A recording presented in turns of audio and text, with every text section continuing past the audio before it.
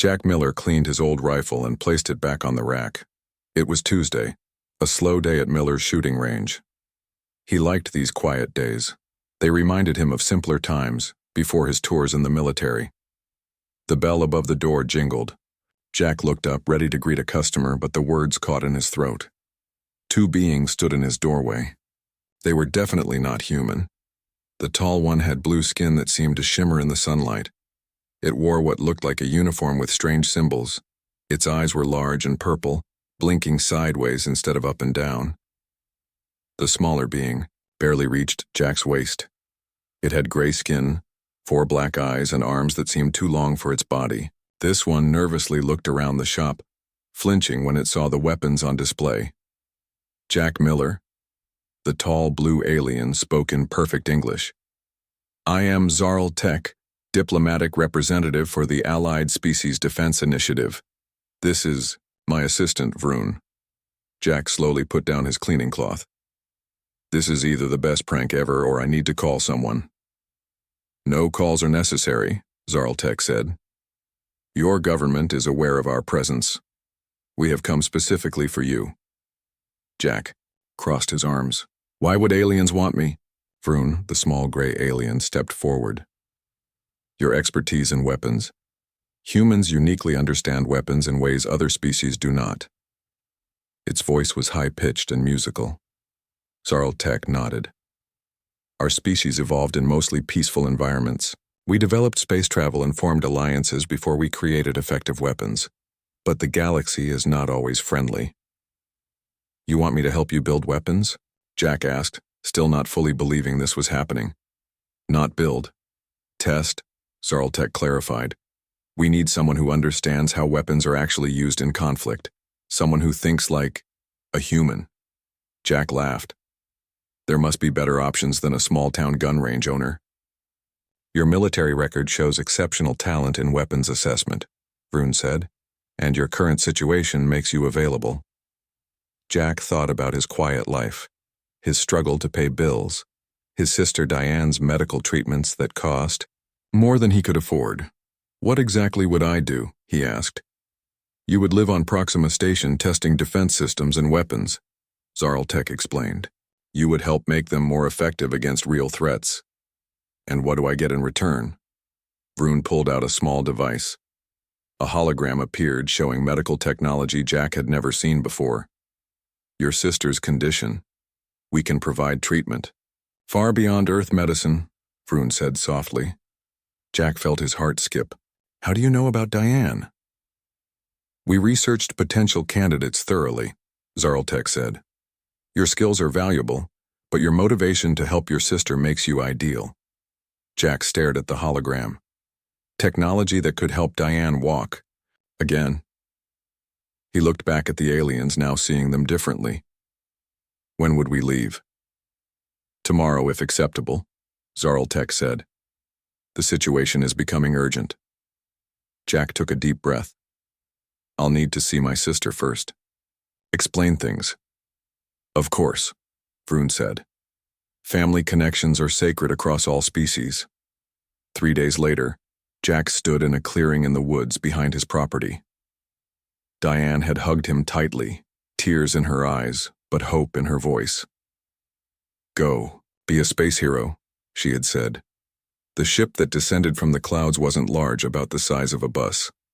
It made almost no sound as it landed, just a soft hum that made the hair on Jack's arms stand up. Zarl Tech and Vroon waited at the open doorway. "Last chance to back out," Zarl Tech said. Jack gripped his duffel bag tighter. It contained just the basics as instructed. They had told him everything else would be provided. "Let's go test some alien weapons," Jack said with more confidence than he felt. He stepped onto the ramp, becoming Earth's first weapons consultant. To the stars. Behind him, the life he knew disappeared. Ahead, a journey no human had taken before. Jack Miller, gun shop owner from rural Ohio, was about to become the galaxy's only human weapons tester. Jack's first day on Proxima Station started with a bump on his head. He woke up to find his bed was hanging from the ceiling. He had fallen out during the night. The room was clearly not made for humans. "Good morning," Earth being Jack Miller, a cheerful voice said through a speaker in the wall. Today begins your orientation. Please proceed to Gathering Hall 7 after consuming nutrition. Jack looked around his quarters. Everything was strange. The bathroom had 3 different types of fixtures, none of which looked like a toilet. The closet was filled with uniforms made of a light material that changed color when he touched it. After figuring out which food packet was safe for humans, Jack made his way through the curving hallways of the station. Aliens of all shapes and sizes moved past him. Some had too many limbs. Others floated rather than walked. All of them stared at him. A small blue sign with Earth's image on it guided him to Gathering Hall 7. Inside, 3 aliens waited for him. "Welcome, human Jack," said a tall insect-like being with 4 arms and a hard green shell. "I am Zircon, Chief Engineer. These are my colleagues Blip and Milan." Blip looked like a blue jellyfish hovering above the floor. It changed color slightly as it spoke. "Greetings, human. I oversee tactical applications." Milan was covered in brown fur, with large eyes and long ears. It looked the most friendly. "Hello, Jack. I'm your communications specialist. I've studied Earth languages and customs. I hope I can help make this transition easier for you." "Thanks," Jack said, still trying to process everything. "So, when do I start testing weapons?" The 3 aliens exchanged glances. Zircon's antenna twitched nervously. "First, tour of facilities," Zircon said, "then basic orientation on our existing defense systems." They led Jack through a transport tube to an enormous open space inside a hollowed-out asteroid. The testing range was bigger than any Jack had seen on Earth. Various weapons and defense systems lined the walls. "This is our standard-issue plasma rifle," Blip explained, hovering near a sleek white weapon. "It delivers an energy pulse that temporarily disrupts nerve function in most species." Jack picked it up, feeling its weight and balance. "What's the stopping power on this thing? How fast can it fire? Will it stand up to battlefield conditions?" Blip's blue color faded to pale yellow. Zircon's exoskeleton made a rattling sound. Even Milan looked uncomfortable. "It is designed to incapacitate without permanent harm," Zircon said stiffly. "Most conflicts end after the first demonstration of force." Jack laughed. "Maybe where you come from. Humans wouldn't stop that easily." He examined the rifle more closely. "The casing seems fragile. No offense, but you should make it tougher." The words had an immediate effect. Blip turned almost white. Zircon's legs wobbled, and he had to lean against the wall. Milan's fur stood straight up. "Did I say something wrong?" Jack asked, putting the rifle down. After a moment, Milan regained composure. "Jack, most species in the galaxy view weapons as unfortunate necessities. We design them to end conflict with minimal harm. The concept of making weapons more lethal is considered barbaric," Blip finished, color slowly returning. "I don't mean making them more lethal," Jack clarified. "I mean making them more reliable. What happens if you drop this in mud, or if it gets hit by enemy fire? A weapon that fails puts the user in danger." The aliens looked at each other again, this time with something like wonder in their expressions. "A fascinating perspective," Zircon said finally. "Perhaps this is why the Council sought human input." Milan moved closer to Jack. "In our cultures, weapons are symbols as much as tools. The idea of practically testing them against harsh conditions is revolutionary." Jack realized he had a lot to learn about alien thinking, and they had a lot to learn from him. "I think we have much to teach each other," he said. "Indeed," Milan agreed. "But perhaps we avoid phrase 'make it tougher' in general meetings. It caused 3 engineers to require medical attention last week." Jack nodded, hiding a smile. This job would be more interesting than he thought. A week passed before Jack's first official weapons test. Word had spread about the human weapons expert, and many aliens found reasons to walk past his quarters or stare at him in the food hall. Some seemed afraid, others were curious. Today was important. The entire research team gathered to watch Jack evaluate a new shield generator. About 20 aliens of different species stood behind a safety barrier, eyes fixed on him. "This is our latest defensive technology," explained Krell, a tall bird-like alien with bright feathers and a curved beak. The personal protection field creates an energy bubble that stops incoming projectiles. Jack nodded, looking at the small, silver device on the testing table. Show me how it works. Krell pressed a button. A blue glow spread around the device, forming a dome about 6 feet wide. Another alien fired a small projectile at the shield. The object bounced off the blue energy with a flash of light. Very impressive, Jack said, but I have some questions. The aliens looked pleased with his approval. Krell puffed up his feathers proudly. What happens if someone uses armor-piercing rounds? Jack asked. Or if multiple people shoot at it at once? How does it handle energy weapons? How long does the battery last under sustained fire? The alien's expressions changed. Krell's feathers flattened against his body. 2 smaller aliens in the back row stepped away from the viewing window. Why would anyone continue firing once? They see the shield is active? Krell asked, tilting his head in confusion. The protocol is to cease hostilities and seek peaceful resolution when faced with superior defense. Jack tried not to laugh. He forgot how differently these aliens thought. That's not how humans would approach it, he explained. If we saw a shield, we'd try to find its weakness. We'd attack from different angles, use different weapons, maybe overwhelm it with lots of fire at once. The room grew very quiet. Several aliens were whispering to each other. Jack could see they were upset, but he had a job to do. Let's test it properly, he suggested.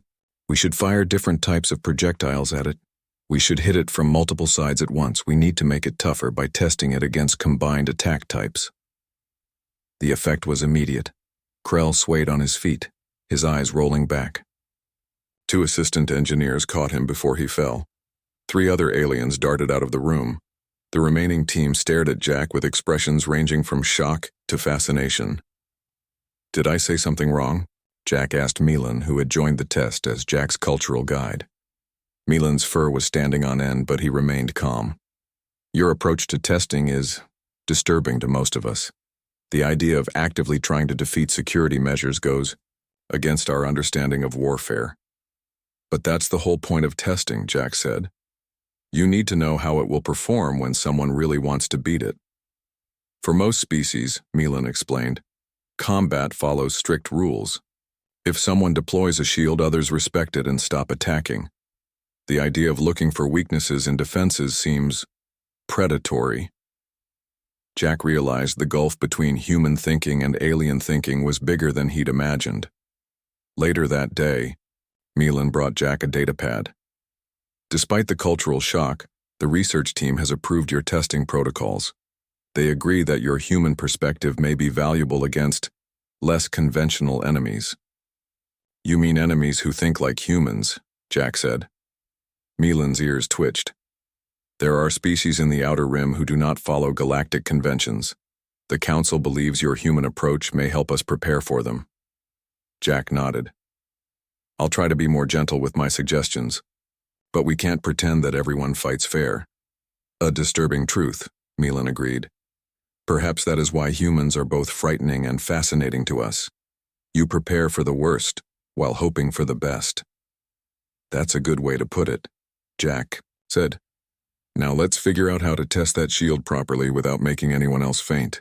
A month after Jack's first official test, everyone on Proxima Station knew about the human weapons tester. Some aliens changed paths when they saw him coming. Others watched him with curious eyes, whispering as he passed. Jack was eating lunch alone when a message appeared on his datapad. Report to Command Center. Admiral Plex requests your presence. The command center was on the highest level of the station. Jack had never been there before. When he arrived, guards with ceremonial weapons stood at attention. They looked at Jack with a mix of fear and respect. Inside, Admiral Plex waited. The Admiral was a 6-limbed reptilian alien with shimmering scales that changed color like oil on water.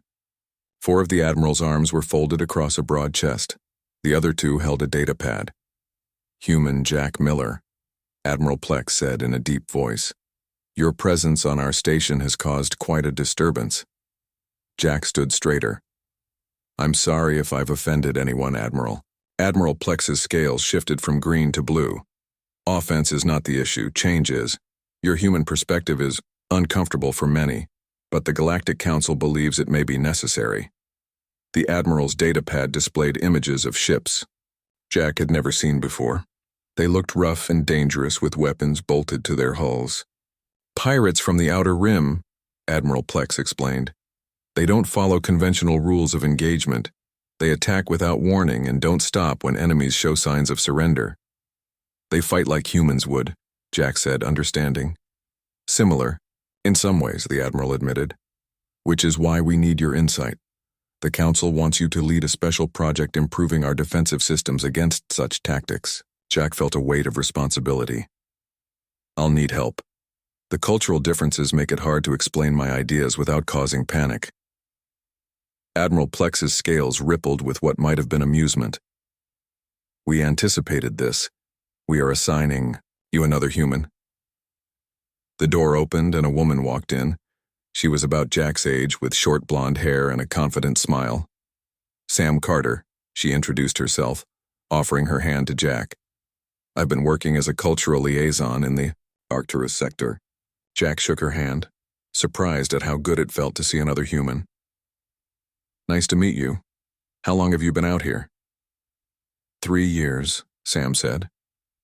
I help aliens understand humans and vice versa. Admiral Plex thinks I can help bridge the gap between your combat thinking and their more peaceful approach. Admiral Plex nodded all 3 of his eye ridges. You will work together. Sam Carter will help translate your ideas into terms our engineers can accept without medical intervention. Jack and Sam spent the rest of the day touring the station's defensive systems. Sam explained how different alien cultures viewed conflict. Most species here evolved in environments where resources were plentiful, she told Jack. Competition was unnecessary. They developed space travel before they developed effective weapons, so they never had world wars or fought over land and resources, Jack asked. Exactly, Sam said. When you suggest making something tougher, they hear something very different than what you mean. To them, it sounds like you're suggesting unnecessary violence. Jack nodded. I'll try to be more careful with my words.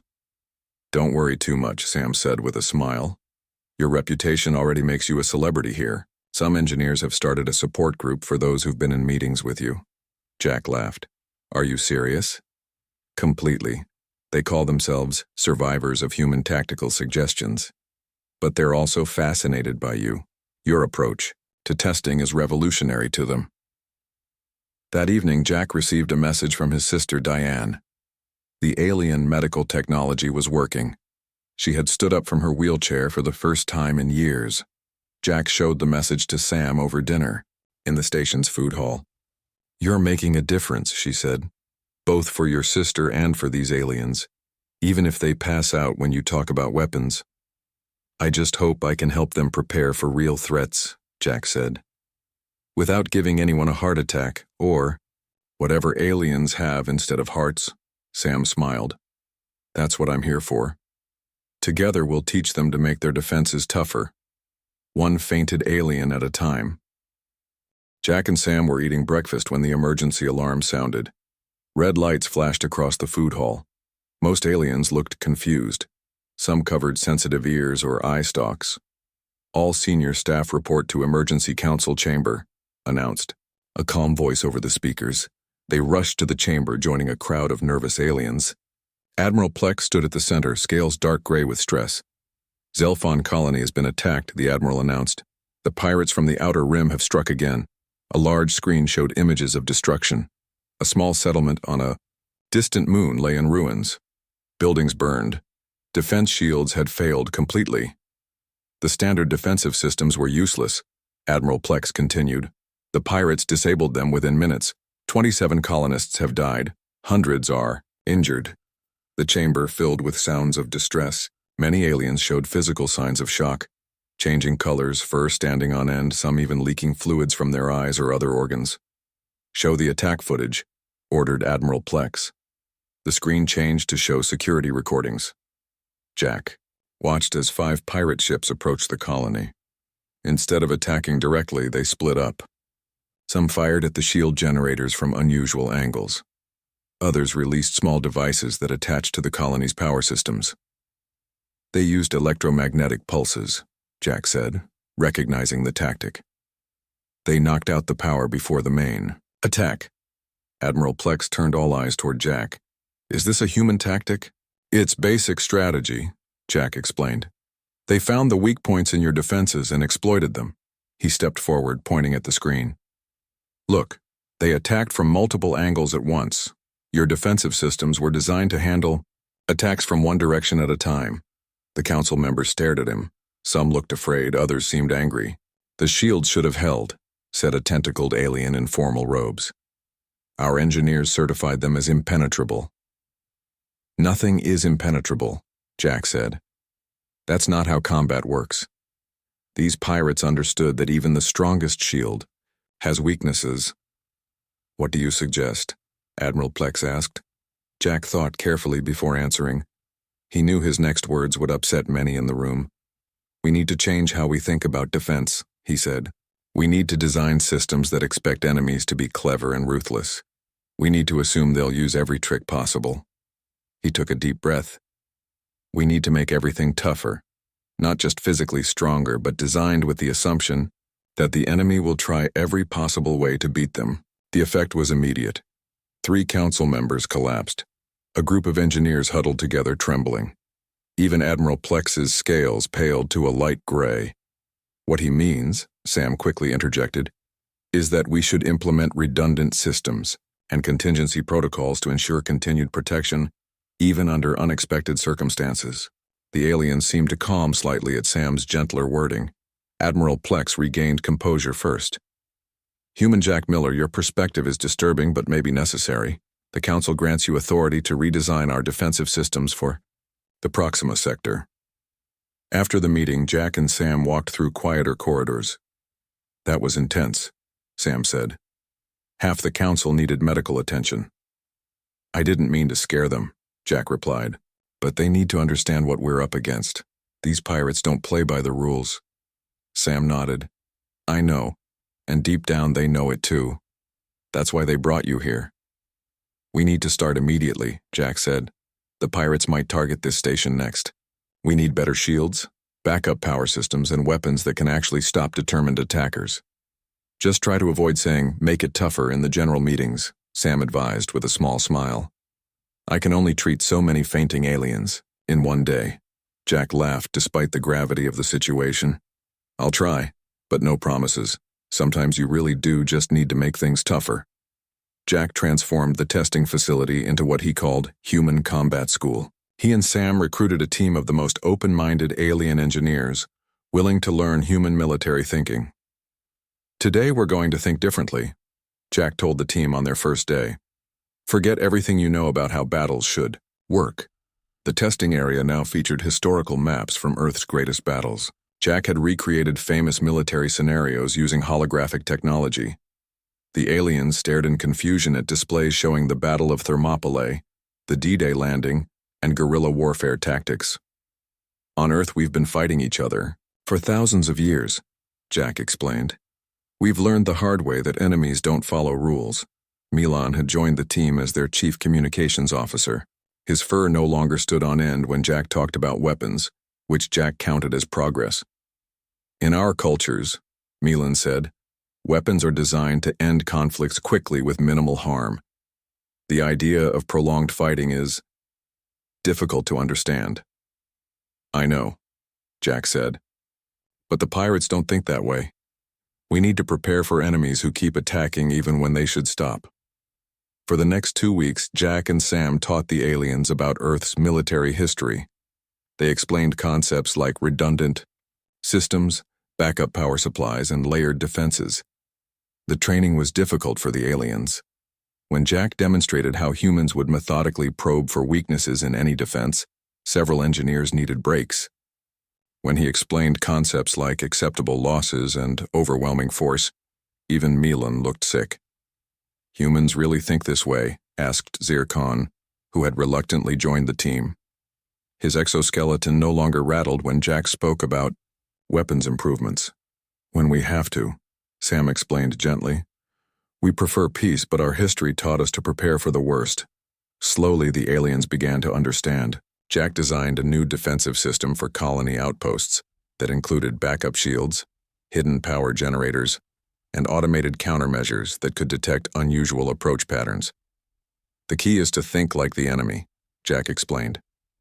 If you were trying to destroy this colony, how would you do it? The aliens struggled with this mental exercise at first. Imagining harm to others went against their nature. But after seeing the footage from Zelphon colony, they tried harder. Milan proved especially adaptable. What if we added a second shield that activates only when the first one fails? He suggested. The pirates wouldn't expect that. Excellent, Jack said. That's exactly the kind of thinking we need. By the end of the month, they had created a new defense system prototype. It included redundant shields, disguised power supplies, and early warning systems that could detect ships approaching in unusual patterns. Admiral Plex visited the facility to witness a test.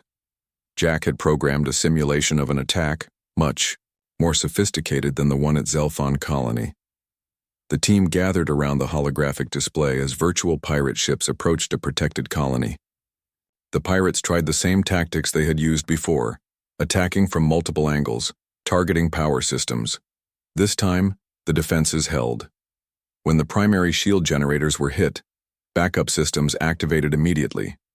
When electromagnetic pulses targeted the main power, hidden backup generators kept everything running. The pirates in the simulation were forced to retreat without breaching the colony's defenses. Admiral Plex's scales turned a bright blue that Jack had never seen before. Impressive, the Admiral said. Your human perspective has created something truly innovative. We still need to make improvements, Jack said. These systems need to be, he caught himself before saying, tougher. Sam smiled at his restraint. These systems need to be more adaptable, Jack finished. To his surprise, no one fainted. Instead, Milan nodded in agreement. For the first time, the Admiral heard Jack suggest making improvements without anyone needing medical attention. It was progress. 3 days after the successful test, alarms sounded throughout Proxima Station. It wasn't a drill. All personnel to defense stations, announced a calm voice. This is not a practice alert. Pirates detected approaching from Sector 7. Jack and Sam ran to the command center.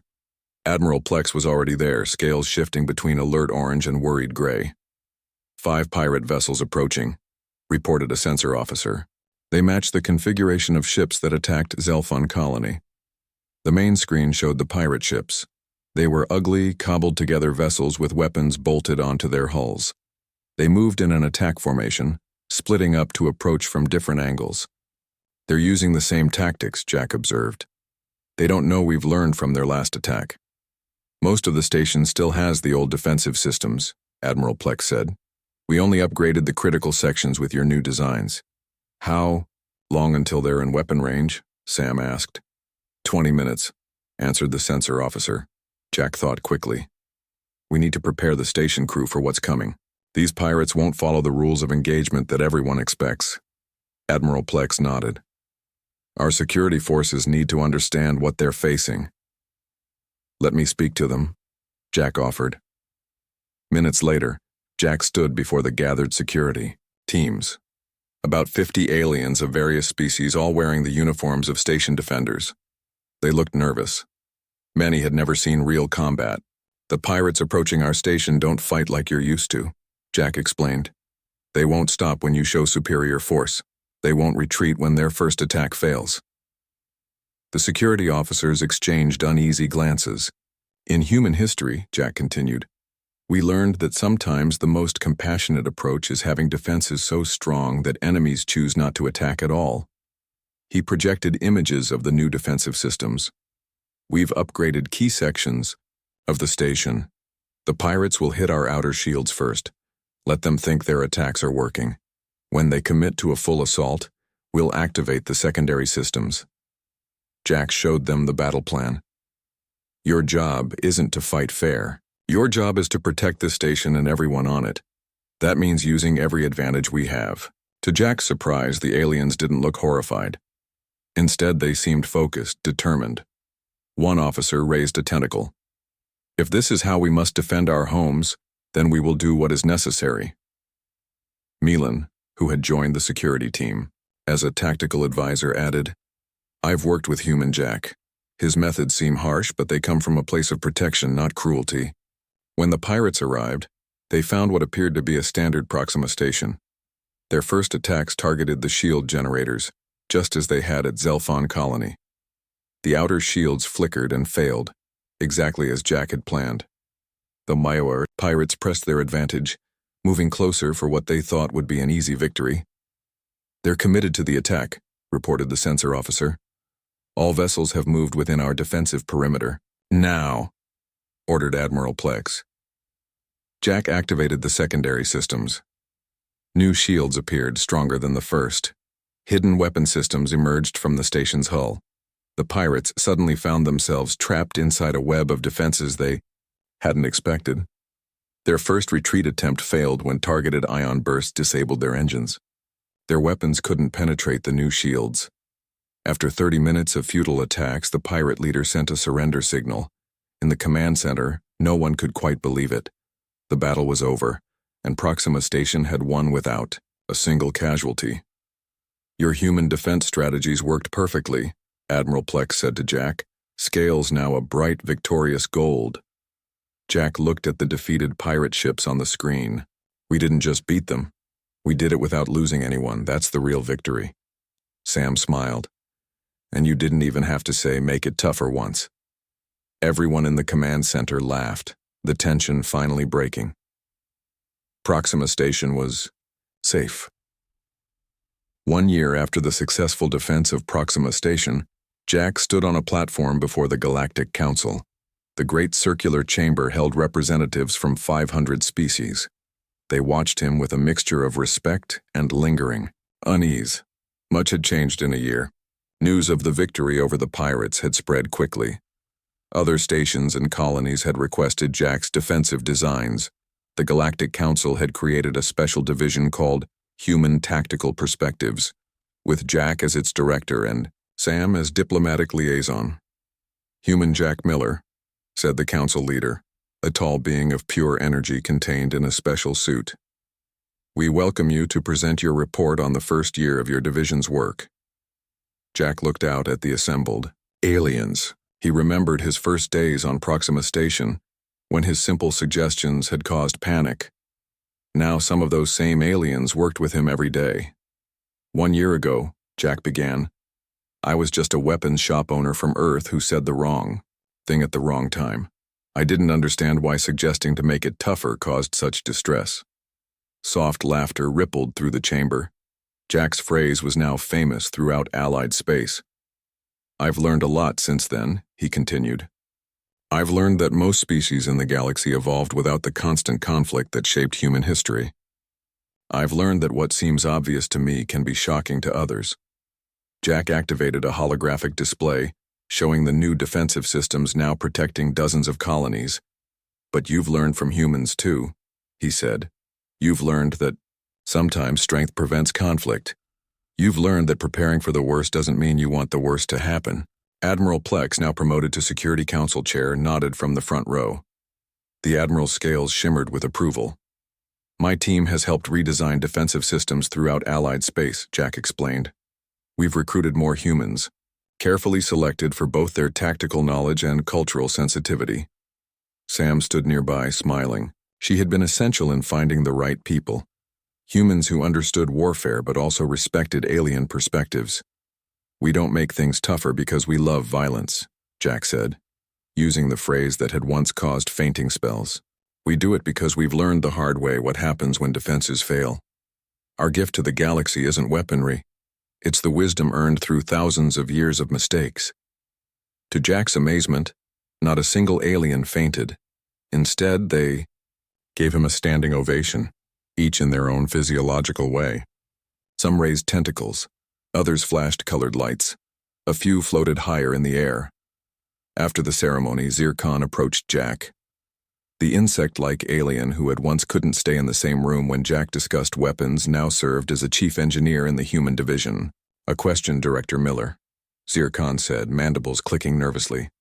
For the new colony on Rigel 7, Would it be appropriate to make the shield generators perhaps slightly tougher? Jack hid his smile. I think that would be very appropriate, Zircon. Later, Jack and Sam celebrated in the observation lounge of the council station. Through the windows, they could see the glittering expanse of the galaxy. Did you ever think you'd end up here? Sam asked. When those aliens first showed up at your shop? Jack shook his head. Never. I just wanted to help my sister. How is Diane doing? Sam asked. Jack showed her a recent message. It contained a video of Diane walking on a beach, something she hadn't been able to do in years. Worth it all? Jack said simply. What's next for the galaxy's famous human weapons tester? Sam asked with a smile. Jack looked out at the stars. Teaching more aliens that it's okay to make things tougher, one species at a time. A year ago, those words would have caused panic. Today, they represented hope, humans and aliens learning from each other, becoming stronger together than they ever could have been apart.